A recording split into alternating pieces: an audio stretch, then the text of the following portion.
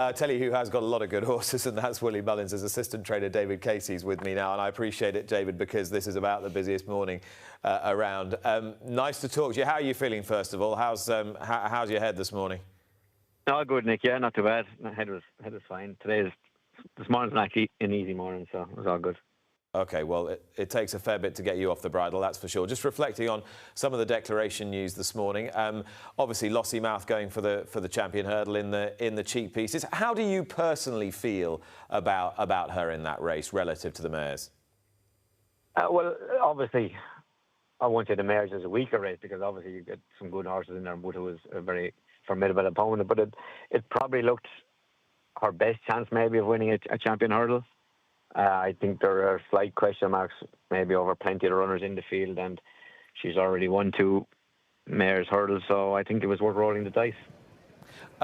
Do you think she is comfortably the best chance of your group in this over last year's Triumph Hurdle winner Poneros and the rather mercurial Anzadam? Yeah, I would think she is. I would think she is. As I say, she's proven as well that she loves the track, you know, that she comes alive when she gets over there. I think a bit of nicer ground will be no harm for her, you know. So, yeah, I think looking at it, she probably is, yeah.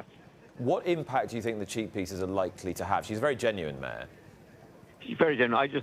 I think they might just sharpen her up in the early part of the race. I imagine with the likes of Tutti Quanti gone in there now and obviously brighter days ahead, I think there'll be plenty of pace, you know. So I think it just might just sharpen her in the early part of the race. She was quite clean in her early career, but as I say, the more she's gone on, the more relaxed she's got, and she has done most of her racing over 2.5 miles, where we've been kind of slowing her down a little bit. So I think that just might help her sharpen a bit. Is she physically in better form than she was going into the DRF? She looks in great order. We put the cheek pieces on the other morning for a bit of work, and she worked really well. So hopefully, she's in great order. Now, in saying that, we did think she was going to the DRF, but she just never turned up on the day. So. How do you think the others are going to run in the champion? Poneros obviously has to step up a little bit, but he ran really well in the DRF, and I think he can improve plenty. It was his first run of the season, and you know he stayed on really well. And I think the more racing he does, the more improvement is going to come from him. So I could see him running a good race. I think the fast pace will suit him. I think it'll also suit Anzadam. Obviously, we see that he can be quite difficult at times to settle, but he travelled well enough in Leopardstown. We dropped him right out just to get him completely switched off, and he travelled well enough in, and then just for whatever reason stopped. So we put a tongue tie on him to see if that makes a difference. And on his run in the Fighting Fifth, you know, where he's on top of Golden Ace, and that you know, definitely he has to be in the mix somewhere.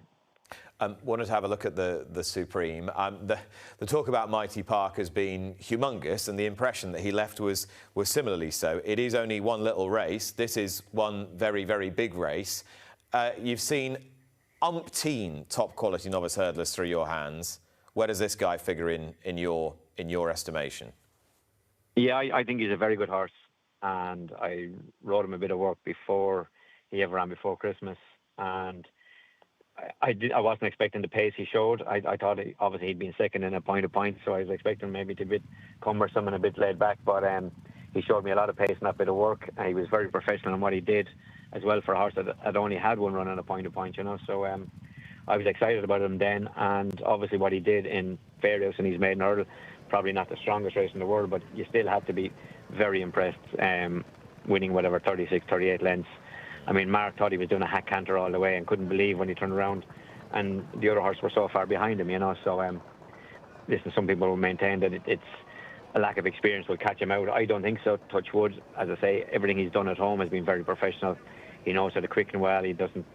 Nothing seems to fade him, and you know, so jumps touch wood pretty good. So yeah, I'm very hopeful of a good run. Is it very clear in your mind that he is of a significantly higher calibre than Leader Dallier or Too Bossy for us? No, I wouldn't say that either. I think Leader Dallier has been improving hugely all season. We obviously thought a lot of him before Christmas. He disappointed us at Christmas when he got beat quite easily by Ballyfad. Obviously, Ballyfad went on to Frank to form. It mightn't have been as bad a run as we thought, but he definitely improved massively for his run there and into Punchestown. And I think he's improved hugely again. And his work the last couple of weeks has been really, really good. with that in mind, looking at the group that are in the Supreme, David, and then you look at the group that are then into the Turners as a result of that, I have heard you very sweet on Sober for the Turners. Are you still so? Yes, I am. Yeah, like obviously we think the trip will suit the horses in the Turners better. We think they're more 2.5 mile horses. I mean, he's a high class flat horse. He did win over 2 mile 6 in Ascot, and I think the longer trip will help him travel sweeter through the race.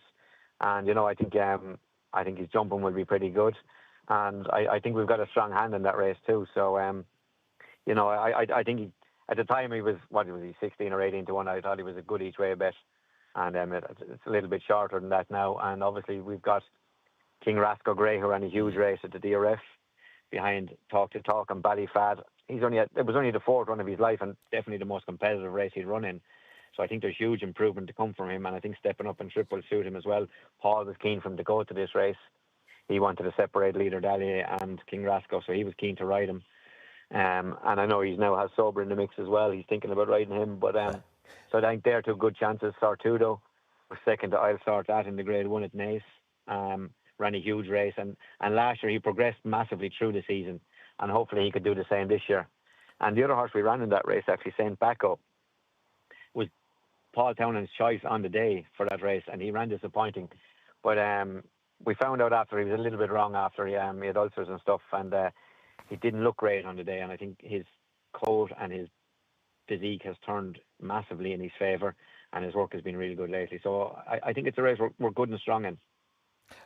This bit of racecourse work that Kopek Day Board did, he's only had the one official start in public. How good was it? So listen, it was a good bit of work, Matt. I'm not sure it's as good or as exciting as people are maintaining, maybe, that kind of way. I mean, you can't really replicate a race, but it was. Listen, he jumped well, and he travelled well and worked well both days. The second day probably been better than it was the first. It was what you're hoping for, So he had a good blowout both days and jumped well, and he's in a really good place. And obviously it's a slight concern that he's only had one run. You'd prefer to have more runs and more experience going into a race like this, but ability wise I think he lacks nothing. And obviously Carghese, she's a pretty smart cookie in her own right. What sort of a race do you anticipate her running, and tactically how will she be played, most interestingly? Yeah, so we'll let that up to the jockeys when we see the final. I haven't seen the final declarations yet, actually, so when we see those and what's going to happen on the day, I imagine she can be quite keen. She'll be going forward. She doesn't have to make it. I mean, Irish Panther's in there. He likes to go a gallop. Not anymore, he's not. Imagine. Oh, is he not running? No. He's running in the Champion Chase. Oh, right, okay. Well, that changes things then. So, there's a few more that go handy. Steel Ally goes handy. So, yeah, I imagine Lulamba won't be far away, Kopek the Board. So it's, but she's a good mare in her own right. She was second in a Triumph Hurdler. She won a county, So she was obviously really close to winning the Grade 1 over Fences the last day. So she's definitely not without her chance. Decision not to supplement facts to file for the Gold Cup and go to the Ryanair. I mean, it's obvious that he's got a massive, massive chance of defending his Ryanair crown. If he'd run in the Gold Cup, I realise this is a complete hypothetical, would you have fancied him more than Gaelic Warrior? Well, I wouldn't say I fancy him more. I think there's little enough between them. Obviously, Gaelic Warrior beat him in the John Durkan at the start of the season, and Factifile beat Gaelic Warrior at the Irish Gold Cup. So they're 1 for 1 really. I don't think Factifile turned up in the King George when Gaelic Warrior ran a storming race. So I wouldn't say I'd fancy one more so over the other. I think it would be tight between both horses. I think a lot would be whatever way the race played out on the day and turned up. But listen, it hasn't happened, and I think he's going to take all the beating in the Ryanair. In your mind, is Gaelic Warrior a pretty sure stayer at 3 1/4 miles? I think he has to settle better than he did in the DRF at Leopardstown. I think the nature of the track will probably dictate that he will be able to. I would imagine so. He did win a 3 mile novice hurdle a few years ago in Punchestown after being second in the Turners, or what is now the Turners. So yeah, I think he can stay. I do think he has to settle, but I think looking at the makeup of the race as it stands at the moment, then I would be confident that he would switch off well enough and be able to get the trip. And if I could give you you're down to one in the Gold Cup now with Gaelic Warrior. If I could give you a free one outside of him and you could say, right, we'll have that one, we'll loan that one for a day, who would you have? Matt, we have enough trouble worrying about we have enough trouble worrying about our own, never mind anybody else's horses. Nice answer. It of course leads me to Galopin Des Champs and what he's contributed to the stable down the years. How is he doing as we speak now? Yeah, listen, he's fine. He's grand. He's in his stable, and you know, he looks okay. But it's just very unfortunate. I've been tipping him at all the previews. His work had been really, really good the last couple of weeks. I thought he'd really turned the corner and was doing the best work he'd been doing all season. But he's been a fabulous servant to the yard and to the Turleys. We've got huge enjoyment out of him, and I'm sure the Turleys will get a lot more enjoyment out of him at home in his retirement. Well said. Just a couple more questions, David, before you go. You probably run as many in the Triumph Hurdle as you did last year. Who'd be your idea of the likeliest one? I think Proactive has stepped up hugely on his run in Fairyhouse. Came from France with a good reputation, won well there, beat Macho Man. I think he's gone particularly well. Selma Davari ran a huge race at the Dublin Racing Festival to be second to Narciso has. Again, I think there has to be massive improvement coming from her. And an outsider I give a very good chance to is Mon Cruce, who probably would have won Maiden Hurdle in Naas quite easily. Only for he made a bad mistake at the second last. He's a gorgeous big 4-year-old. And I think he's definitely one for the future, even if he gets beat. He'd be one I'd be telling people maybe to have something on for the Supreme next year. OK, and I can't let you go without talking about Marbra, who was just brilliant at the Dublin Racing Festival. Might be the performance of the season so far. Are there any reasons to think that he won't just turn up and do the same thing again? I have no reason to believe he won't do the same again. We've always thought the world of him.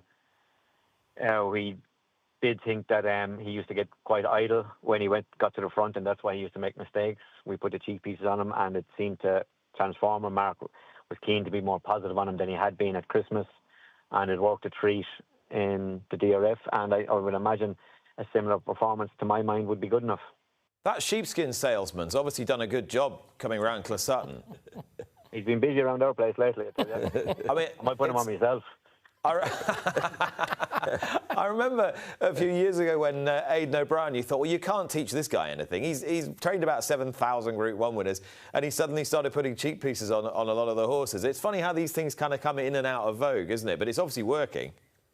I was sure it's worked at the moment, anyway. I'm sure they'll all be in a bin next week. If it doesn't, I'm not sure about that. David, thanks so much for your time. Cheers, Nick. Thanks very much. Talk to you.